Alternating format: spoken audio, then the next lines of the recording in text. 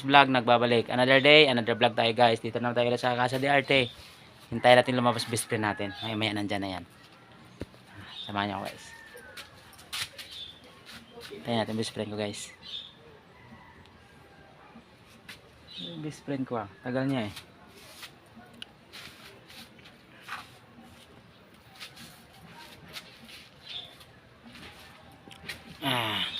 Late na ako ng pagsimula guys kasi konti lang parcel natin.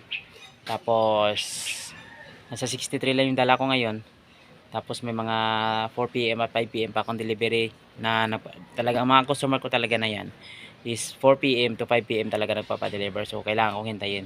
Kasi yung 63 na yan, kung magsisimula talaga ako ng maaga dyan, 2, 3, 3 oras, kalahati, 4 na oras, ubos ko agad dyan eh. Kaya nag-adjust ako ng oras kasi sayang din at saka talagang nakiusap talaga yung mga customer na 4 PM to 5 PM na talaga sa delivery kasi nasa work pa, pag labasan na ganyan na makukuha na. So ganyan guys, kailangan natin hintayin, adjust tayo sa oras. Ngayon wala pang best friend ko hintayin ko nga tagal guys.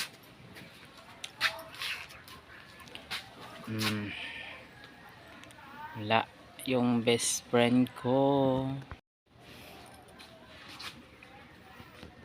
Tagal niya namabas guys. Mamaya kakataw po na naman yung video kasi ipaprocess ko na naman yung tatlo na yan. Tatlo yan eh. So ipaprocess ko yan. Kakataw po yung video. Wala yung best friend ko guys. Sige, update muna guys. Basta ko guys. Meet my best friend, Kobe. Kobe, my best friend. Yan. Kobe, my best friend. Punta ko talaga dito guys. Parang kakainin ako niyan. Ang init ng ulo sa akin yan. Kobe, best friend.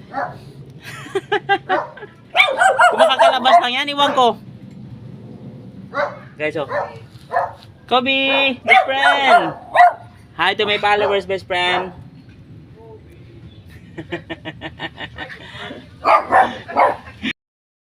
Tapos na tayo dyan. Ayun na best friend ko, umalis na. Ubos yung tatlo guys. Tapos tala. Ubos. Talagang papi na yun kasi bakit punta ko dyan, parang kakaedit talaga ako nun. Malaki-laki lang siguro yun, aywan ko lang. Nako.